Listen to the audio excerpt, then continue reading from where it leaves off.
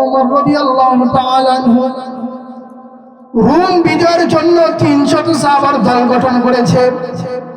ওই দলের সেনাপ্রধানের দায়িত্ব দিয়েছে আব্দুল্লাহ ইবনে হুযায়ফা। মেরে দোস্ত বুজুর্গ একটু দিনের কানটা লাগায় শোনো রে ভাই, আল্লাহর রাসূলের সাহাবী আব্দুল্লাহ ইবনে হুযায়ফা কেমন দামি সাহাবী। সিয়ারে আলামিন নুবালার 2 নম্বর খণ্ডের 9 নম্বর পৃষ্ঠার মধ্যে শামসুদ্দিন আয-যাহাবী রাহমাতুল্লাহি আলাইহি লেখে, এই সাহাবী আব্দুল্লাহ ইবনে হুযায়ফা বদর যুদ্ধে অংশগ্রহণ করা একজন দামি সাহাবী। আব্দুল্লাহ ইবনে হুযায়ফাকে যখন রোম বিজয়ের জন্য 300 সাহাবার লিডার বানায় দিয়েছে, সেনাপ্রধান বানায় দিয়েছে, আল্লাহর রাসূলের সাহাবী আব্দুল্লাহ ইবনে হুযায়ফাকে এবার গিয়ে বলতেছে, আব্দুল্লাহ ইবনে হুযায়ফাকে হযরত ওমর ডাক দিয়ে বলতেছে, ও আব্দুল্লাহ ইবনে হুযায়ফা, যাও এই যে 300 সাহাবার তোমাকে সিয়ারে আলামিন নুবালার 2 নম্বর খণ্ডের মধ্যে লেখে আল্লাহর রাসূল সাল্লাল্লাহু আলাইহি ওয়াসাল্লামের খলিফা ওমর রাদিয়াল্লাহু তাআলা আনহু আব্দুল্লাহ ইবনে হুযায়ফা রাদিয়াল্লাহু তাআলা আনহুকে বলে, ও আব্দুল্লাহ ইবনে হুযায়ফা, যাও এই 300 সাহাবার সেনাপ্রধানের দায়িত্ব তোমাকে দিয়ে দিলাম, যাও এবার রোম দেশের মধ্যে গিয়া রোম বিজয় কইরা মুসলমানদের পক্ষে আনো।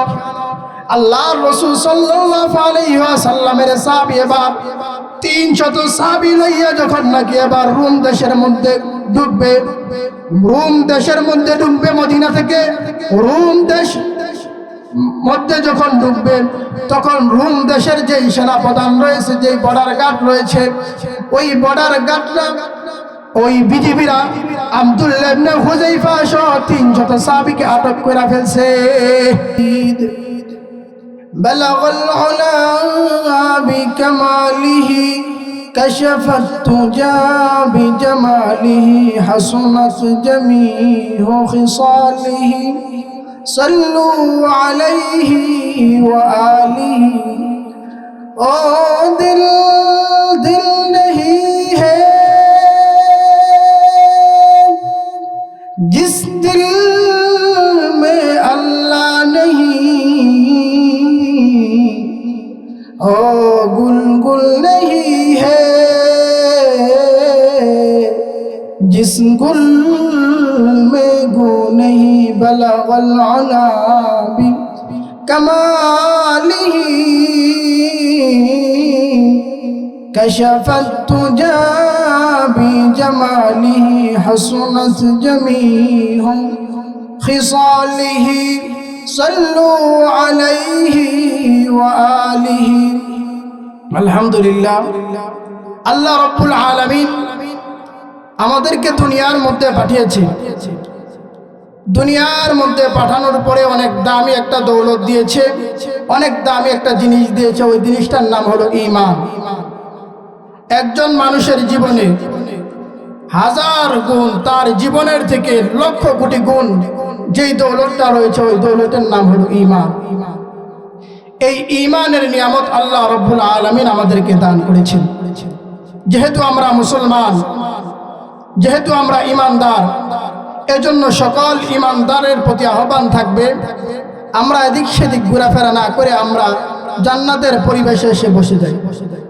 এই যে মাহফিলটা, এই মাহফিলটা কত দামি একটা মাহফিল, এই মজলিসটা কত দামি একটা মজলিস। আল্লাহর হাবিব জনাব মুহাম্মদুর রাসূলুল্লাহ, সকলে পড়ি সাল্লাল্লাহু আলাইহি ওয়াসাল্লাম। আল্লাহর নবী সাল্লাল্লাহু আলাইহি ওয়াসাল্লাম এই মাহফিলের ব্যাপারে, এই মজলিসের ব্যাপারে হাদিস শরীফের মধ্যে বলেন যে দুনিয়ার মধ্যে এমন কিছু মাহফিল হয় যেখানে নাকি আল্লাহ এবং আল্লাহর রাসূলের কথা বলা হয়, কোরআন সুন্নাহর কথা বলা হয়। তো এই জায়গার মধ্যে আসমান থেকে একদল ফেরেশতা জমিনের মধ্যে আসে, জমিনের মধ্যে আয়েশা দেখে কোন জায়গার মধ্যে এরকম সুন্দর মাহফিল হয়, ওই জায়গার মধ্যে চলে যায়। ওই জায়গার মধ্যে গিয়া ওই মাহফিলের মধ্যে কোরআন এবং সুন্নাহর আলোচনা শুনে কোন ব্যক্তি, তো তাদের নামের লিস্টি কইরা আল্লাহ রাব্বুল আলামিনের কাছে নিয়ে যায়, নিয়ে গিয়া বলে, আল্লাহ, ওই যে বিলচরণ দক্ষিণ পাড়া অমুক জায়গার মধ্যে মাহফিল হইতেছে, যেখানে কোরআন সুন্নাহর আলোচনা করতেছে, আর আপনার এই বান্দা ওই মজলিসের মধ্যে বসে কোরআন সুন্নাহর আলোচনা শুনতেছে।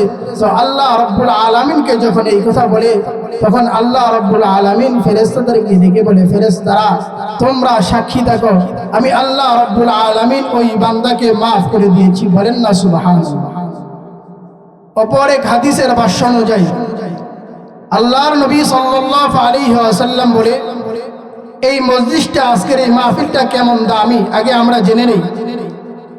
রাসূলুল্লাহ সাল্লাল্লাহু আলাইহি ওয়াসাল্লামের ভাষ্য অনুযায়ী হাদিসের মধ্যে আল্লাহর নবী বলে, এমন মজলিসের মধ্যে, যেই মজলিসের মধ্যে নাকি কোরআন এবং সুন্নাহর আলোচনা করা হয়, ওই মজলিসের মধ্যে আসমান থেকে যেমন জমিনের মধ্যে বৃষ্টি পড়ে, ওই মজলিসের মধ্যে তেমন ভাবে আসমান থেকে রহমত বর্ষিত হতে থাকে। বলেন না সুবহানাল্লাহ। মুহতারাম হাজিরিন, আমি আপনাদের সামনে আয়াতে কারিমা পড়েছি, ইয়া আইয়ুহাল্লাযীনা আমানু আমিনু বিল্লাহি ওয়া রাসূলিহি। এই আয়াতের মধ্যে আল্লাহ রাব্বুল আলামিন বলতেছে, হে ঈমানদারগণ। কাদেরকে ডাকে বলতেছে? আমাদেরকে ডেকে বলতেছে, হে ঈমানদারগণ, তোমরা আল্লাহ এবং আল্লাহর রাসূলের প্রতি ঈমান আনো। এখানে কিন্তু আল্লাহ রাব্বুল আলামিন ইয়া আইয়ুহাল কাফিরুন ব্যবহার করেন নাই, বা ইয়া আইয়ুহান নাসও ব্যবহার করেন নাই। কি বলেছে? ইয়া আইয়ুহাল্লাযীনা আমানু, যারা মুত্তাকি, যারা আল্লাহ তাআলার প্রতি ঈমান এনেছে, যারা রাসূলুল্লাহ সাল্লাল্লাহু আলাইহি ওয়াসাল্লামের প্রতি ঈমান এনেছে, তাদেরকে আল্লাহ রাব্বুল আলামিন তাদেরকে ডেকে ডেকে বলতেছে, হে ঈমানদার গণেরা, তোমরা আল্লাহ এবং আল্লাহর রাসূলের প্রতি ঈমান আনো। তার কারণ কি? যারা মুসলমান তাদেরকে, যারা ঈমানদার তাদেরকেই কেন আল্লাহ রাব্বুল আলামিন বলতেছে ঈমান আনার জন্য? তার কারণ দরকার, আমাদের জানার দরকার আছে না নাই? অবশ্যই জানার দরকার আছে। মুফাসসিরিনে কেরাম এই আয়াতের ব্যাখ্যায় তাফসীরের কিতাবের মধ্যে লেখে, ইয়া আইয়ুহাল্লাযীনা আমানু দ্বারা এই আয়াতের দুইটা ব্যাখ্যা করেছে। এক নম্বর ব্যাখ্যা হচ্ছে, ইয়া আইয়ুহাল্লাযীনা আমানু আমিনু বিল্লাহি ওয়া রাসূলি। এই আয়াতের এক নম্বর ব্যাখ্যা হচ্ছে তাফসীরের কিতাবের মধ্যে মুফাসসিরিনে কেরাম বলে, এই আয়াত দ্বারা আল্লাহ রাব্বুল আলামিন মানুষদেরকে বলতেছে, তোমরা তাকওয়া অর্জন করো। যেমন রমজানের ব্যাপারে বলেছে, কুতিবা আলাইকুমুস সিয়াম কামা কুতিবা আলাল্লাযীনা মিন ক্বাবলিকুম লাআল্লাকুম তাত্তাকুন। তোমাদেরকে আল্লাহ রাব্বুল আলামিন সিয়াম দান করেছেন যাতে তোমরা তাকওয়া অর্জন করতে পারো। ঠিক তেমনি ভাবে আল্লাহ রাব্বুল আলামিন এই আয়াতের দ্বারা এটাই বোঝায় যাতে তোমরা তাকওয়া অর্জন করতে পারো। এটা হচ্ছে এক নম্বর ব্যাখ্যা। দ্বিতীয় নম্বরে ব্যাখ্যা কি? তাফসীরের কিতাবের মধ্যে দ্বিতীয় নম্বর ব্যাখ্যা মুফাসসিরিনে কেরাম লেখেন, ইয়া আইয়ুহাল্লাযীনা আমানু আমিনু বিল্লাহি ওয়া রাসূলিহি। এই আয়াতের দ্বিতীয় ব্যাখ্যা লেখেন, একজন মানুষ শুধু মুখে বলবে লা ইলাহা ইল্লাল্লাহ, এর দ্বারা কিন্তু কামাহক্কু কামেল মুসলমান হতে পারে না, কামেল ঈমানদার হতে পারে না। মুখেও বলবে, অন্তরও বিশ্বাস করবে এবং কাজের দ্বারাও বাস্তবায়ন করবে, এর নামে কিন্তু ঈমানদার মুসলমান। আমি আর আপনি যদি মুখে বলি লা ইলাহা ইল্লাল্লাহ, সমাজের মধ্যে অনেক হিন্দু ভাইরা দেশের মধ্যে বসবাস করে, অনেক হিন্দু ভাই লা ইলাহা ইল্লাল্লাহ পড়ে, অনেক হিন্দু ভাই লা ইলাহা ইল্লাল্লাহ পড়তে পারে। এর দ্বারা কি তারা মুসলমান হয়? না, মুসলমান হয় না। কেন মুসলমান হয় না? মুহতারাম হাজিরিন, মুসলমান এই জন্যই হয় না কারণ তারা লা ইলাহা ইল্লাল্লাহ মুহাম্মাদুর রাসূলুল্লাহ এই কালিমাটা মুখে বলেছে কিন্তু অন্তর দ্বারা বিশ্বাস করে না। তারা মুখে বলেছে কিন্তু কাজের দ্বারা বাস্তবায়ন করেন না, এই জন্য তারা মুসলমান হতেও পারে না। মুহতারাম হাজিরিন, যেহেতু আল্লাহ রাব্বুল আলামিন আমাদেরকে মুসলমান হিসেবে দুনিয়ার মধ্যে পাঠিয়েছেন, আমরা মুসলমান, আমাদের বাপ দাদারা ছিল মুসলমান, আমাদের পূর্বপুরুষরা ছিল মুসলমান, সেই সুবাদে আমরা ঈমানদার। কিন্তু আমরা যদি সাহাবায়ে কেরাম রিদওয়ানুল্লাহি আলাইহি আজমাইন তাদের দিকে যদি একটু তাকাই, তাহলে তারা কিভাবে মুসলমান হয়েছে, তারা কিভাবে ঈমান পেয়েছে। আমি আর আপনি তো বাপ দাদার সূত্রে মুসলমান হয়ে গেছি, ঈমানদার হয়ে গিয়েছি, কিন্তু সাহাবায়ে কেরাম তাদের বাপ দাদারা ছিল কাফের, তাদের বাপ দাদারা ছিল বেঈমান, তারা কিন্তু ঈমান আনার কারণে তারা কিন্তু মুসলমান হওয়ার পরে অনেক নির্যাতন কষ্ট করতে হয়েছে। যেমন সাহাবায়ে কেরাম, আল্লাহর নবী সাল্লাল্লাহু আলাইহি ওয়াসাল্লাম সাহাবায়ে কেরাম ঈমান আনার কারণে দেশ থেকে দেশান্তর হতে হয়েছে। ঈমান আনার কারণে শরীরের রক্ত জমিনের মধ্যে ঝরাইতে হয়েছে। ঈমান আনার কারণে স্ত্রীদেরকে বিধবা করতে হয়েছে। ঈমান আনার কারণে সন্তানদেরকে এতিম করতে হয়েছে। সাহাবায়ে কেরাম ঈমান আনার কারণে দেশ থেকে দেশান্তর হতে হয়েছে। শুধু তাই নয়, আমার আপনার নবী জনাবে মুহাম্মদুর রাসূলুল্লাহ, সকলে পড়ি সাল্লাল্লাহু আলাইহি ওয়াসাল্লাম, আল্লাহর নবী সাল্লাল্লাহু আলাইহি ওয়াসাল্লাম এই ঈমানের দাওয়াত দিতে গিয়া, ঈমানের কথা বলতে গিয়া, যেই নবীর শরীরের মধ্যে নাকি মশা এবং মাছি বসা ছিল হারাম, ওই নবী যখন নাকি তায়েফের ময়দানে গিয়েছে ঈমানের দাওয়াত দেওয়ার জন্য, তো আল্লাহর নবী সাল্লাল্লাহু আলাইহি ওয়াসাল্লাম তায়েফবাসীদেরকে বলেছে, ও তায়েফবাসী, তোমরা যদি ঈমান আনো তাহলে তোমরা দুনিয়ার মধ্যে শান্তিতে থাকতে পারবা, মৃত্যুর পরে জান্নাতের মধ্যে গিয়ে শান্তিতে থাকতে পারবা। যখন নাকি রাসূলুল্লাহ সাল্লাল্লাহু আলাইহি ওয়াসাল্লাম তায়েফের ময়দানে গিয়েছে ঈমানের দাওয়াত দিতে, তখন রাসূলুল্লাহ সাল্লাল্লাহু আলাইহি ওয়াসাল্লাম ওইখানেও নির্যাতন হয়েছে কি হয় নাই? ওইখানেও নির্যাতন হয়েছে। রাসূলুল্লাহ সাল্লাল্লাহু আলাইহি ওয়াসাল্লামের শরীর থেকে এত রক্ত পড়েছে। রাসূলুল্লাহ সাল্লাল্লাহু আলাইহি ওয়াসাল্লামের পালক পুত্র যায়েদ বিন হারেস বলে যে রাসূলুল্লাহ সাল্লাল্লাহু আলাইহি ওয়াসাল্লামের শরীর থেকে রক্ত পড়ে পড়ে রাসূলুল্লাহ সাল্লাল্লাহু আলাইহি ওয়াসাল্লামের যে জুতা ছিল, জুতা এবং পা দুইটা একসাথে লেগে গিয়েছে। রাসূলুল্লাহ সাল্লাল্লাহু আলাইহি ওয়াসাল্লামে এত পরিমাণ রাসূলুল্লাহ সাল্লাল্লাহু আলাইহি ওয়াসাল্লামকে তায়েফের ময়দানে নির্যাতন করেছে। তবুও রাসূলুল্লাহ সাল্লাল্লাহু আলাইহি ওয়াসাল্লাম কিন্তু ঈমানের দাওয়াত দেওয়া বন্ধ করে নাই। মুহতারাম হাজরিন, ইসলাম মহিলাদের মধ্যে যিনি কালিমা পড়ার পরে ঈমান আনার কারণে সর্বপ্রথম শহীদ হয়েছে, ওনার নাম হলো হযরত সুমাইয়া রাদিয়াল্লাহু তাআলা আনহা। এই সুমাইয়া রাদিয়াল্লাহু তাআলা আনহা ঈমান আনার কারণে কষ্ট করতে হয়েছে, শহীদ হতে হয়েছে, শাহাদাতের পেয়ালা পান করতে হয়েছে। কিতাবের মধ্যে লেখে আল্লাহর রাসূল সাল্লাল্লাহু আলাইহি ওয়াসাল্লামের মহিলা সাহাবী সুমাইয়া রাদিয়াল্লাহু তাআলা আনহা ঈমান আনার কারণে আল্লাহর রাসূল সাল্লাল্লাহু আলাইহি ওয়াসাল্লামের মহিলা সাহাবীকে এবং তার ছেলে আম্মারকে দুই খুঁটির মধ্যে বেঁধেছে। দুই খুঁটির মধ্যে বাইদা এবার আবু জাহেল বলতেছে, ও সুমাইয়া, তুমি কি ঈমান ছাড়বা নাকি? তুমি কি যে মুসলমান হয়েছো, তুমি কি মুহাম্মদের ধর্ম ছাড়বা নাকি? যদি মুহাম্মদের ধর্ম তুমি যদি না ছাড়ো, এই যে তোমার ছেলে আম্মারের সামনে তোমাকে উলঙ্গ করা হবে। হযরত সুমাইয়া রাদিয়াল্লাহু তাআলা আনহা বলতেছে, হে আবু জাহেল, তুমি আমাকে উলঙ্গ করতে পারো, আমার ছেলের সামনে আমি ঈমান বিক্রি করতে রাজি না, আমি ঈমান ছাড়তে রাজি নই।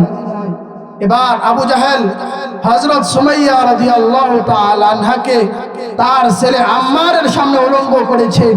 আম্মারের মাথাটা যখন দেখেছে তার মাকে উলঙ্গ করতেছে, তো হযরত সুমাইয়া রাদিয়াল্লাহু তাআলা আনহার ছেলে আম্মারের মাথাটা এরকম ভাবে নিচে দিয়ে দিয়েছে। তখন আবু জাহেল বলতেছে, আম্মারের মাথা ধরে উপরে উঠাও, তার মাঝে এরকম ভাবে বিবস্ত্র করতেছে, তার মাকে তা দেখাও। তখন আম্মার রাদিয়াল্লাহু তাআলা আনহু চোখ থেকে বেয়ে বেয়ে পানি পড়তেছে। আম্মার রাদিয়াল্লাহু তাআলা আনহু বলতেছে, একদিকে হচ্ছে আমার মা, আরেক দিকে হচ্ছে আমার ঈমান। তখন সুমাইয়া রাদিয়াল্লাহু তাআলা আনহা বলতেছে, আম্মার, তুমি আমার ছেলে, তুমি কিন্তু ঈমান ছাড়তে পারবে না, আমাকে যতই নির্যাতন করুক না কেন। মুহতারাম হাজিরিন, এক পর্যায়ে হযরত সুমাইয়া রাদিয়াল্লাহু তাআলা আনহাকে বর্ষ দ্বারা এরকম ভাবে লোহার জন্তু দ্বারা সুমাইয়া রাদিয়াল্লাহু তাআলা আনহার লজ্জাস্থানের মধ্যে আঘাত করতে করতে সুমাইয়া রাদিয়াল্লাহু তাআলা আনহা দুনিয়া থেকে সুমাইয়া রাদিয়াল্লাহু তাআলা আনহাকে বিদায় করে দিয়েছে। তবুও সুমাইয়া রাদিয়াল্লাহু তাআলা আনহা ঈমান ছাড়ে নাই। আমি আর আপনি কেমন মুসলমান? আমার আপনার ঈমান আমাকে 5 ওয়াক্ত নামাজ পড়াইতে পারে না, আমার আপনার ঈমান আমাকে এবং আপনাকে সুদ ঘুষ থেকে বিরত রাখতে পারে না। আমার আপনার ঈমান রমজান মাসের মধ্যে রোজা রাখতে পারে না। আমার আপনার ঈমান কেমন?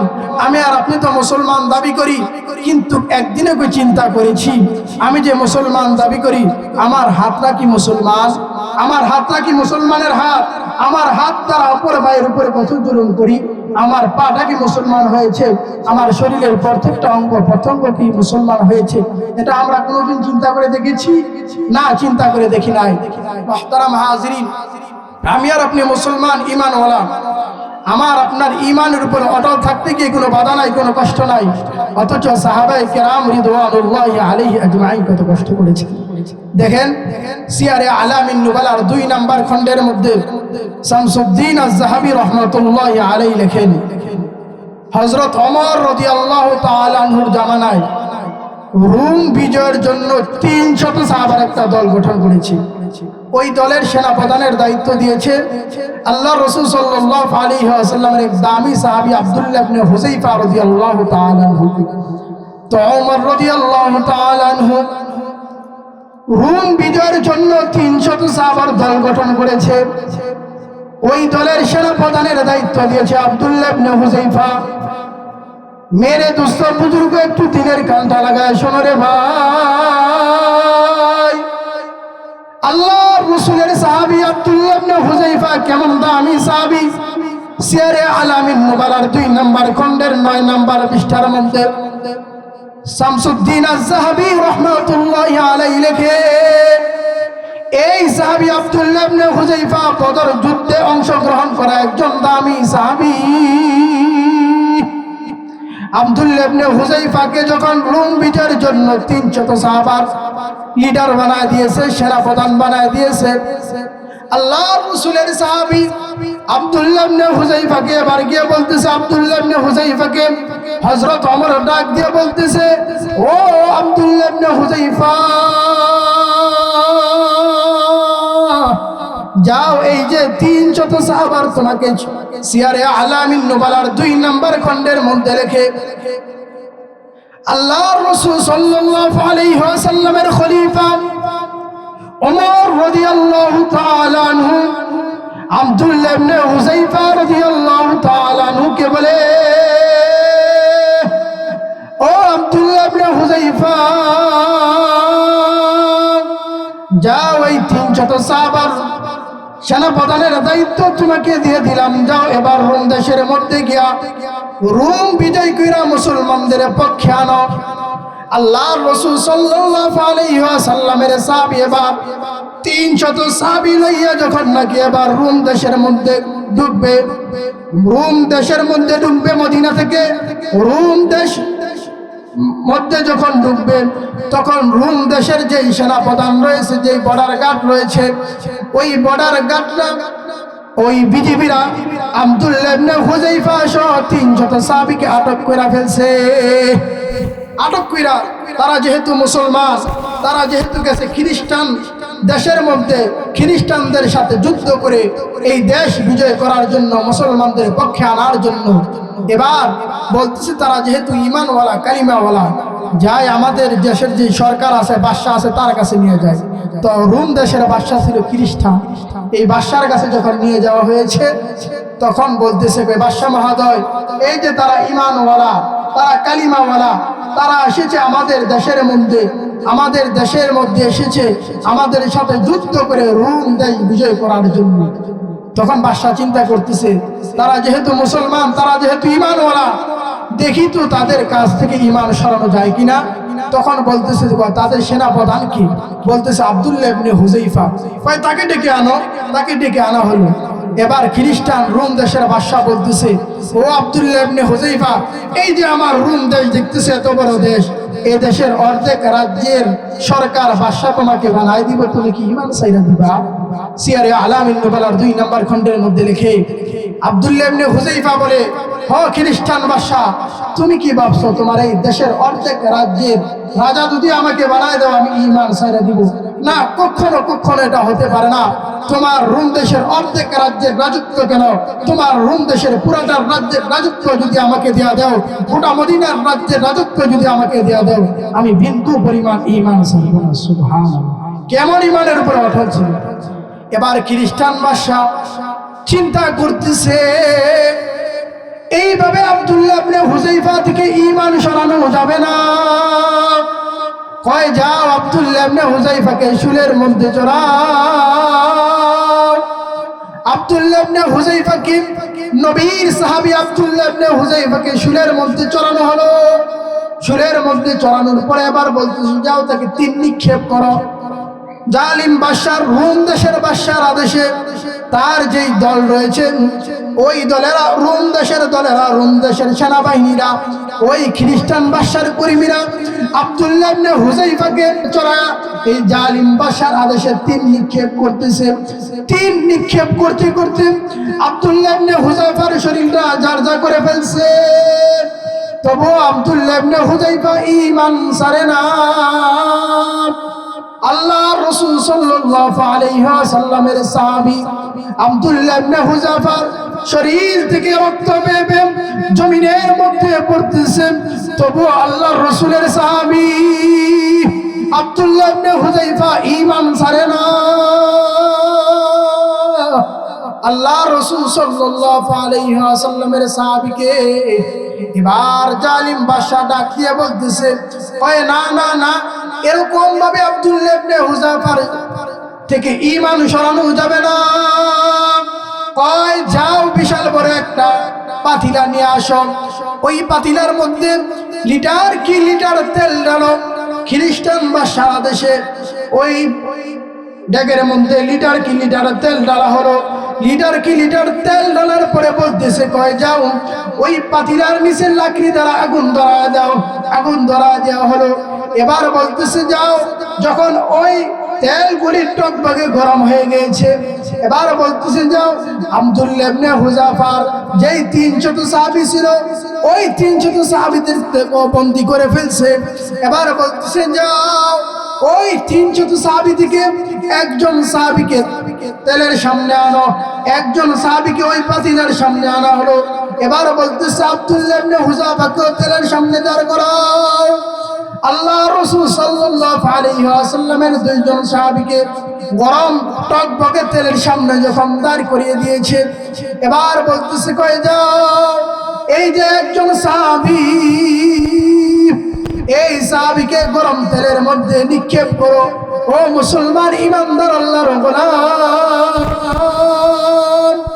আল্লাহ রাসূল সাল্লাল্লাহু আলাইহি ওয়াসাল্লামের সাহাবী, আল্লাহ রাসূল সাল্লাল্লাহু আলাইহি ওয়াসাল্লামের ওই সাহাবীকে যখন নাকি গরম তেলের মধ্যে নিক্ষেপ করা হয়েছে, গরম তেলের মধ্যে নিক্ষেপ করতে করতে দেরি হয়েছে। গরম টকবকে তেলের মধ্যে পইরা তার শরীরের হাড্ডি থেকে গোশতগুলি সঙ্গে সঙ্গে আলাদা হয়ে গেছে। এমন করুণ কাহিনী যখন, এমন করুণ ঘটনা যখন নিজ চোখে আব্দুল্লাহ ইবনে হুযায়ফা দেখেছে, এবার আব্দুল্লাহ ইবনে হুযায়ফার চোখ থেকে অজরে পানি পড়তেছে। আব্দুল্লাহ ইবনে হুযায়ফার চোখ থেকে পানি পড়তেছে। এবার খ্রিস্টান বাদশা বলে, মনে হয় আব্দুল্লাহ ইবনে হুযায়ফা ঈমান ছাইরা দিবে এখন। এবার খ্রিস্টান বাদশা বলছে, ও আব্দুল্লাহ ইবনে হুযায়ফা, এই যে তোমার সাথীকে এই গরম তেলের মধ্যে নিক্ষেপ করেছি, তুমি কান্না করতেছো, তুমি মনে হয় ভয় পেয়েছো, তুমি মনে হয় এবার ঈমান ছাইরা দিবা। আব্দুল্লাহ ইবনে হুযায়ফা দেখেন কি বলে। আল্লাহর রাসূলের সাহাবী আব্দুল্লাহ ইবনে হুযায়ফা রোম দেশের খ্রিস্টান বাদশাকে ডাক দিয়া বলে, ও খ্রিস্টান বাদশা, তুমি কি ভাবছো তোমার এই গরম তেলের ভয়ে আমি ঈমান ছাইরা দিব? না না না না না, আমার সাথে গরম তেলের মধ্যে নিক্ষেপ হয়েছে, তার শরীরের হাড্ডি থেকে গোশতগুলি আলাদা হয়ে গেছে, এজন্য আমি কান্না করি না।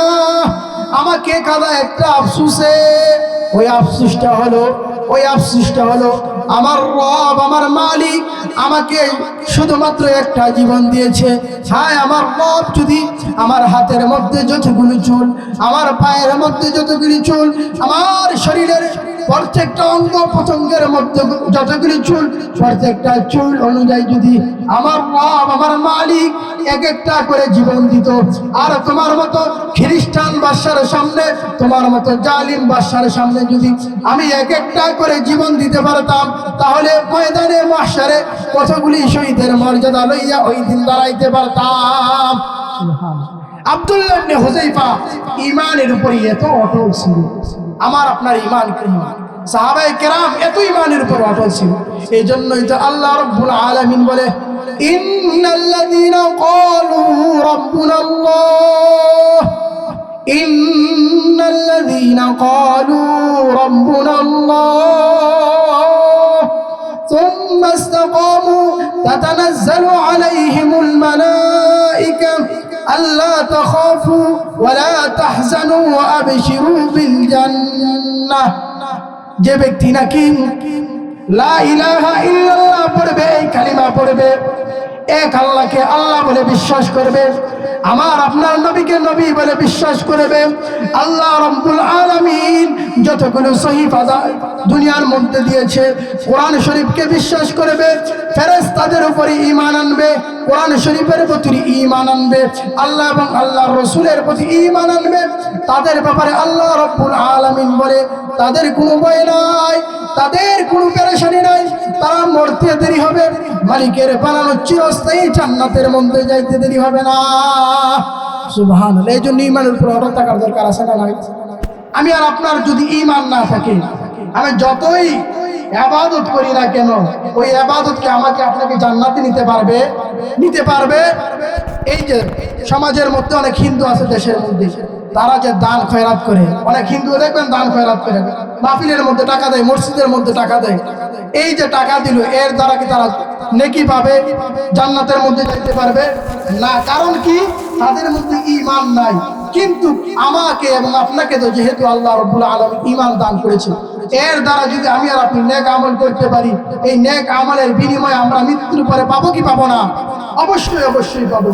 এই জন্য ঈমানের সাথে আমাদের কি করতে হবে? নেক আমলও করতে হবে। আমি আপনাদের সামনে দুইটা আয়াতে কারিমা তেলাওয়াত করেছি। প্রথম নাম্বার আয়াত, এই আয়াতের সম্পর্কে আমি কিছু আলোচনা করেছি। এখন যাব দ্বিতীয় আয়াতের মধ্যে, সূরাতুল মুলকের দ্বিতীয় নং আয়াত আমি আপনাদের সামনে তেলাওয়াত করেছি। এই আয়াতের মধ্যে আল্লাহ রাব্বুল আলামিন বলেন, আমি মানুষদেরকে দুনিয়ার মধ্যে পাঠাই কেন? আহসানু আমালা, কে কার থেকে বেশি উত্তম আমল করতে পারবে এটা পরীক্ষা করার জন্য। কে কার থেকে বেশি মসজিদের মধ্যে গিয়ে নামাজ পড়তে পারবে, কে কার আগে মসজিদের মধ্যে যাইতে পারবে, এটা আমল পরীক্ষা করার জন্য আল্লাহ রাব্বুল আলামিন আমাদেরকে দুনিয়ার মধ্যে পাঠিয়েছে। আমি আর আপনি যদি কোরআন এবং সুন্নাহ অনুযায়ী যদি চলতে পারি, তাহলে কিন্তু আমার আপনার জন্য মৃত্যুর পরে কি রয়েছে ভাই? জান্নাত রয়েছে, চিরস্থায়ী জান্নাত রয়েছে।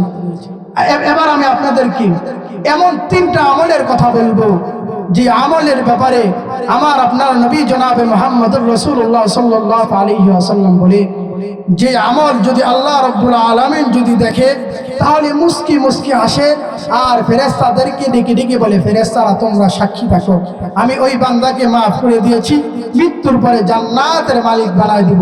এমন তিনটা আমল আমার আপনার জানার দরকার আছে না নাই? জোরে কয় না দরকার আছে না নাই?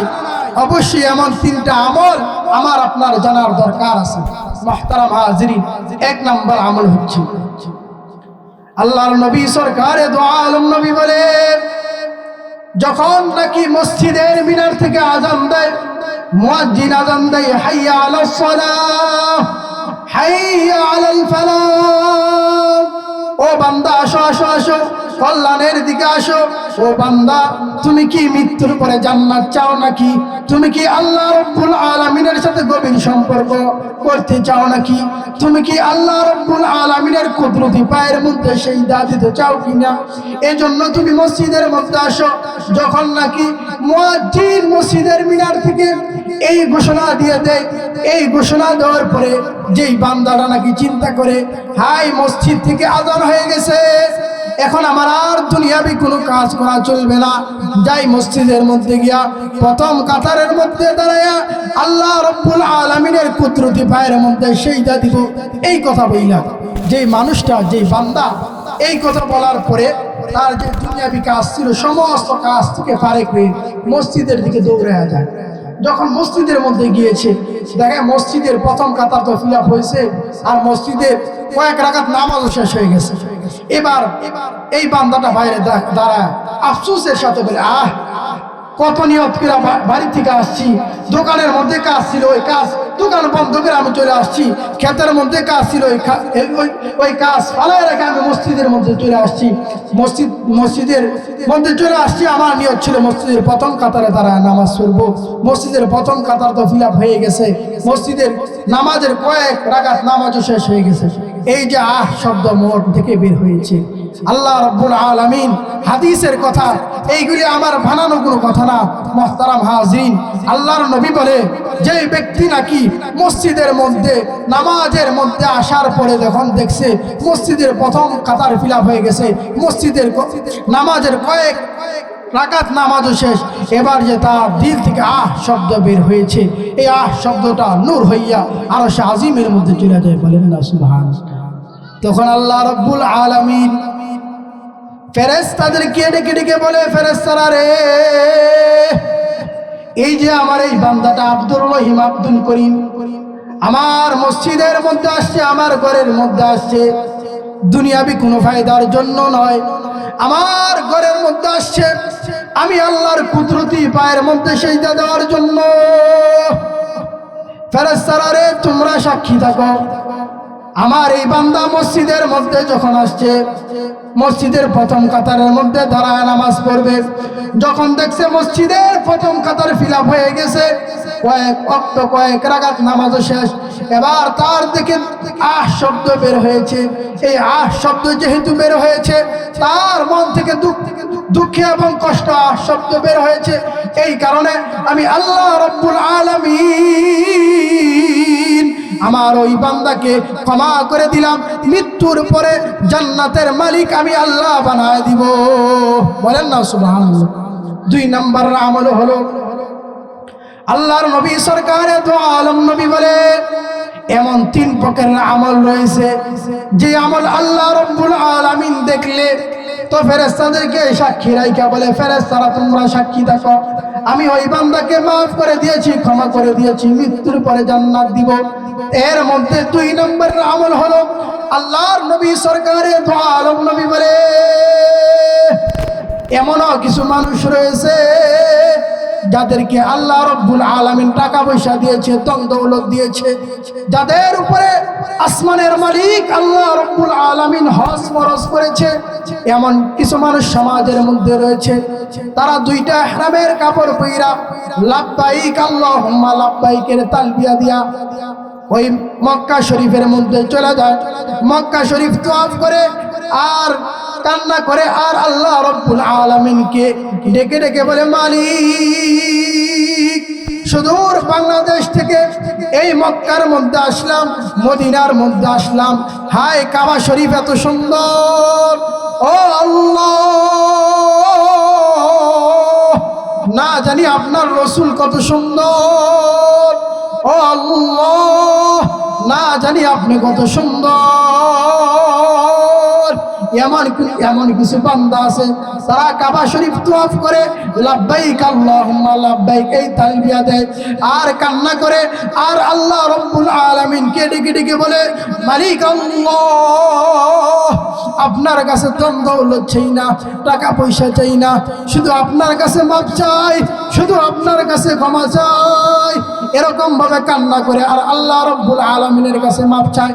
ঠিক ওই মুহূর্তে আল্লাহ রাব্বুল আলামিন ফেরেশতাদেরকে ডেকে ডেকে বলে, ফেরেশতারা রে, দেখো না এই বান্দাটা আমাকে পাওয়ার জন্য বাংলাদেশ থেকে মদিনার মধ্যে আসছে, মক্কার মধ্যে আসছে, মক্কার মধ্যে আইসা টাকা চায় না, ধন দৌলত চায় না, কিছুই চায় না, শুধু আমি আল্লাহ রাব্বুল আলামিনের কাছে মাপ চাই, শুধু আমি আল্লাহ রাব্বুল আলামিনের কাছে ক্ষমা চাই। ও ও ফেরেশতারা তোমরা সাক্ষী থাকো, আমি আল্লাহ রাব্বুল আলামিন আমার ওই বান্দাকে, আমার ওই বান্দিটাকে ক্ষমা করে দিলাম। মৃত্যুর পরে আমি আল্লাহ রাব্বুল আলামিন আমার বানানো চিরস্থায়ী জান্নাতের মালিক বানায় দিব। আরো জোরে কাম সুবহানাল্লাহ। 3 নম্বরের আমল, 3 নম্বরের আমল এটা সকলের জন্য। 2 নম্বরের আমল তো ছিল কিছু সংখ্যক মানুষের জন্য যাদের উপরে আল্লাহ রাব্বুল আলামিন হজ ফরজ করেছে। 3 নম্বরের আমল হলো আল্লাহর নবী সরকারে দু আলম নবী বলে এমনও কিছু ঘর রয়েছে যেই ঘরের মধ্যে নাকি টেলিভিশন নাই। বর্তমানে আমাদের ঘরের মধ্যে টেলিভিশন আছে না নাই? আছে। এমনও কিছু ঘর রয়েছে যেই ঘরের মধ্যে সুদ ঘুষ নাই। আমাদের সমাজের মধ্যে সুদ ঘুষ আছে না নাই? আল্লাহর নবী সাল্লাল্লাহু আলাইহি ওয়াসাল্লাম বলে এমনও কিছু ঘর রয়েছে যেই ঘরের মধ্যে টেলিভিশন নাই, সুদ ঘুষ নাই, গান বাদ্য নাই। এমনও কিছু ঘর রয়েছে যেই ঘরের মধ্যে নামাজের মুসল্লা আছে, নামাজের জায়নামাজ আছে, তাসবিহ আছে। এমনও কিছু ঘর রয়েছে যেই ঘরের মধ্যে গভীর রজনীতে সালাতুল লাইল অর্থাৎ তাহাজ্জুদের নামাজ পড়ার জন্য স্বামী উঠা যায়। স্বামী উঠা এই যে কনকনে শীতের মধ্যে ঠান্ডা পানি দ্বারা অজু কইরা এবার যখন নাকি ঘরের মধ্যে আসছে, পাশে দেখে তার স্ত্রী শুয়ে আছে। এবার স্বামী চিন্তা করতেছে কি আমি তাহাজ্জুদের নামাজ পড়ার জন্য রাত্রে উঠেছি, পাশে আমার স্ত্রী শুয়ে আছে, আমার স্ত্রীকেও জাগাই দেই। এবার এই বান্দাটা তার হাতের মধ্যে যে অবশিষ্ট পানি ছিল, এই অবশিষ্ট পানি লইয়া তার স্ত্রী চোখের মধ্যে দিয়েছে। স্ত্রীর ঘুম ভেঙে যায়। স্ত্রী ডাকদা বলে, পানের স্বামী আমার, মহব্বতের স্বামী আমার, এত রাত্রিতে আপনি কেন আমার ঘুম ভাঙাইলেন? স্বামী ডাক দেয় স্ত্রীকে বলে, ও স্ত্রী চলো না গভীর রজনীতে যেই সময় আমার বাড়ির সকালে ঘুমাই রয়েছে, আমার মহল্লার সকালে ঘুমাই রয়েছে, আমার এলাকার সকালে ঘুমাই রয়েছে, ওই সময় আমি আল্লাহ রাব্বুল আলামিনের, চলো না তুমি আর আমি মিল্লা আল্লাহ রাব্বুল আলামিনের কুদরতি পায়ের মধ্যে একটু সিজদা দে। এবার এই বান্দাটা স্ত্রী এবং স্বামী দুজন মিলা বান্দাটা তাহাজ্জুদের নামাজ পড়া দুইটা হাত আসমানের দিকে তুইলা আল্লাহ রাব্বুল আলামিনকে ডাক দিয়া বলে, আল্লাহ একটু মায়ার নজর দিয়া দেখো না গো আল্লাহ, যেই সময় আমার মহল্লার সকলে ঘুমায় রয়েছে, আমার বাড়ির আশেপাশের সকলে ঘুমায় রয়েছে, ওই সময় কিন্তু আপনার ভয় আপনাকে পাওয়ার জন্য উঠে গেছি আল্লাহ। ও আল্লাহ,